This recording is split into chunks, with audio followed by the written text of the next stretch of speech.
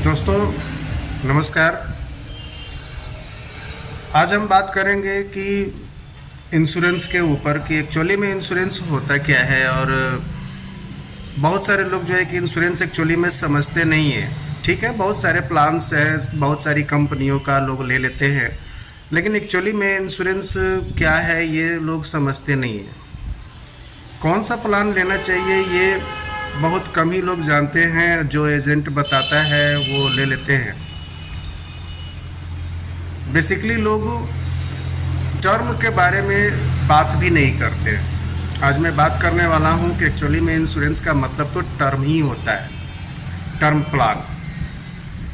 Insurance का सबसे main चीज़ होता है कि हमारा रिस्क कवर।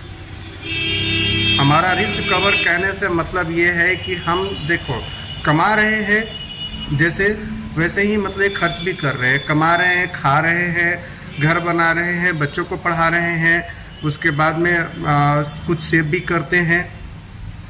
लेकिन सबसे मेन चीज़ होता है कि हम जो कमाने वाले पर्सन हैं, अगर नहीं है तो फिर हमारे बच्चों का क्या होगा। तो उतने का टर्म जितनी की हमें आवश्यकता है कि अगर मेरे ना रहने पर मेरे परिवार को संभालने की ज़रूरत पड़ेगी, उतने का टर्म प्लान लेना ही इंश्योरेंस कहलाता है। और हर एक इंसान को एक टर्म प्लान होना ही चाहिए। लेकिन अब प्रॉब्लम क्या है? प्रॉब्लम इसमें यह है कि टर्म प्लान में रिटर्निंग नहीं मिलता है। आप जो जमा कर रहे हैं, ठीक है। अगर मान लो कि अगर 20 साल 25 साल जो भी आप एक समय चूज किए हैं, अगर मान लो कि अगर 25 साल का समय चूज किए हैं, 25 साल का समय अगर ख़त्म हो गया तो उसके बाद में वो जो बीमा है वो ख़त्म हो गया, आपको कुछ भी रिटर्न वगैरह नहीं मिलता है।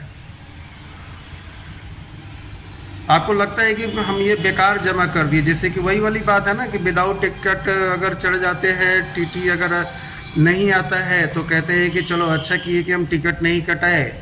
और अगर टिकट कटा के चढ़ते हैं, जिनको फ्री ऑफ कॉस्ट कहीं जाने की आदत है, अगर टिकट चेकर नहीं आया टीटी तो कहते हैं बेकार ही टिकट वो कटा लिए है। तो वही बात उनको समझ में आती है कि भाई ये बेकार हमने ले लिया है। लेकिन यदि अगर 25 साल के पहले कुछ हो जाता तो सोचो कि अगर 25 लाख 50 लाख 1 करोड़ का अगर आपने टर्म लिया था तो उतना पैसा परिवार को मिल जाता तो कितना बढ़िया। परिवार को दो सदमे एक बार लगते हैं। एक तो अपने प्यारे को खोने का, और दूसरा कि अब यहाँ से मेरा क्या होगा।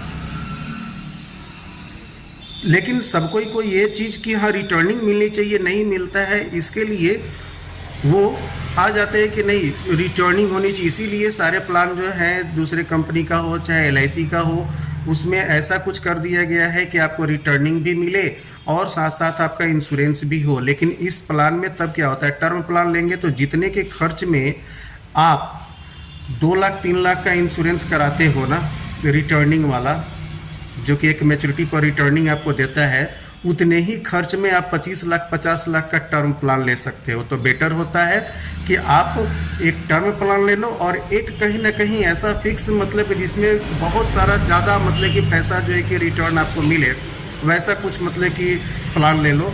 तो दोनों जो है कि पैरेलल चलेंगे और आपका इंश्योरेंस भी बहुत ज़्यादा का हो जाएगा।